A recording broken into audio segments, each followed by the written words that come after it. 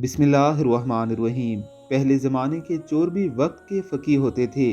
امام جوزی رحمہ اللہ نے قاضی انطاکیہ کا ایک عجیب واقعہ نقل کیا ہے۔ وہ ایک دن اپنے کھیتوں کو دیکھنے شہر سے نکلے تو شہر کے باہر ایک چور نے در لیا۔ چور نے کہا، جو کچھ ہے میرے حوالے کر دیجئے، ورنہ میری طرف سے سخت مصیبت کا سامنا کرنا پڑے گا۔ قاضی نے کہا، خدا تیرا بھلا کرے، میں عالم آدمی ہوں اور دین میں اس کی عزت کا حکم دیا گیا ہے، ساتھ میں قاضی شہر بھی ہوں، لہٰذا مجھ پر رحم کر۔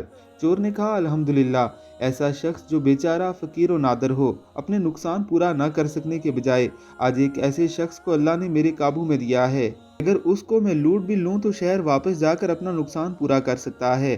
قاضی نے کہا، خدا کے بندے، تو نے رسول اللہ صلی اللہ علیہ وسلم کی یہ حدیث نہیں سنی کہ دین وہ ہے جسے اللہ نے مقرر کیا اور مخلوق سب اللہ کے بندے ہیں، سنت وہی ہے جو میرا طریقہ ہے، جس نے میرا طریقہ چھوڑ کر کوئی بدعت ایجاد کی اس پر اللہ کی لعنت۔ تو اے چور، ڈاکہ ڈالنا اور لوگوں کو راستے میں لوٹنا یہ بدعت ہے، نبی پاک صلی اللہ علیہ وسلم کا طریقہ اور دین نہیں۔ میں آپ کا خیر خواہ ہوں، آپ کو چوری سے منع کرتا ہوں، مبادا نبی پاک صلی اللہ علیہ وسلم کی اس لعنت والی وعید میں آپ شامل نہ ہو جائیں۔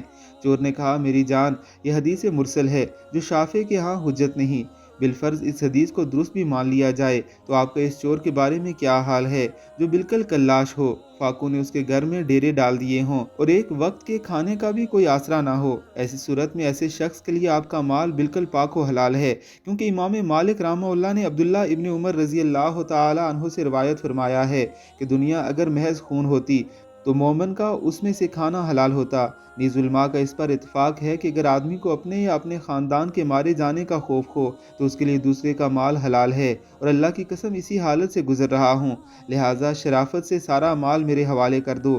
قاضی نے کہا، اچھا، اگر معاملہ ایسا ہے تو مجھے اپنے کھیتوں میں جانے دو، میرے غلام و خادم نے آج جو اناج بیچا ہوگا اس کا مال میں ان سے لے کر واپس آ کر آپ کے حوالے کر دیتا ہوں۔ چور نے کہا، ہرگز نہیں، آپ کی حالت اس وقت پرندے کی مانند ہے جو ایک دفعہ پنجرے سے نکل گیا پھر اسے پکڑنا مشکل ہے۔ مجھے یقین نہیں کہ ایک دفعہ میرے ہاتھ سے نکل جانے کے بعد آپ دوبارہ واپس لوٹیں گے۔ قاضی نے کہا، میں آپ کو قسم دینے کو تیار ہوں کہ انشاءاللہ میں نے جو وعدہ آپ سے کیا ہے اسے پورا کروں گا۔ چور نے کہا، مجھے حدیث بیان کی مالک رحمہ اللہ نے، انہوں نے نافع رحمہ اللہ سے سنی، انہوں نے عبداللہ ابن عمر رضی اللہ تعالی عنہ سے سنی ہے کہ مجبور کی قسم کا اعتبار نہیں۔ اسی طرح قرآن میں بھی ہے کہ مجبور آدمی زبان سے کلمہ کفر بول سکتا ہے، تو مجبوری کی حالت میں جب کلمہ کفر بولنے کی اجازت ہے تو جھوٹی قسم بھی کھائی جا سکتی ہے، لہذا فضول بحث سے پرہیز کریں اور جو کچھ ہے آپ کے پاس میرے حوالے کر دیں۔ قاضی اس پر لاجواب ہو گیا اور اپنی سواری، مال اور کپڑے وغیرہ سوائے شلوار کے اس کے حوالے کر دیے۔ چور نے کہا، شلوار بھی اتار کر دیں۔ قاضی نے کہا، اللہ کے بندے، نماز کا وقت ہو چکا ہے، بغیر کپڑوں کے نماز جائز نہیں۔ قرآن کریم کی سورہ اعراف کی آیت نمبر 31 کی تفسیر یہی ہے کہ نماز کے وقت کپڑے پہنے رکھو، نیز شلوار حوالے کرنے پر میری بے پردگی ہوگی، جبکہ رسول اللہ صلی اللہ علیہ وسلم نے فرمایا کہ وہ شخص ملعون ہے جو اپنے بھائی کے ستر کو دیکھے۔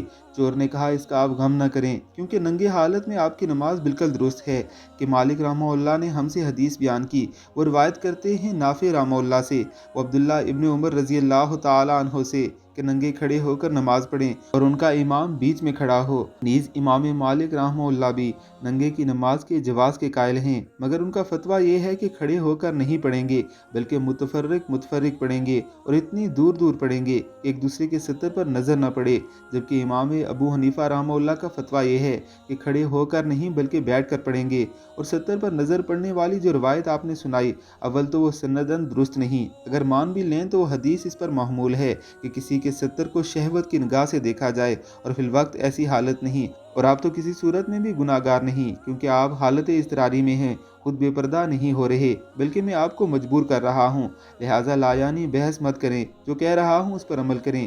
قاضی نے یہ سن کر کہا، خدا کی قسم قاضی اور مفتی تو تجھے ہونا چاہیے، ہم تو جگ مار رہے ہیں، جو کچھ تجھے چاہیے لے پکڑ، لا حول ولا قوت الا باللہ۔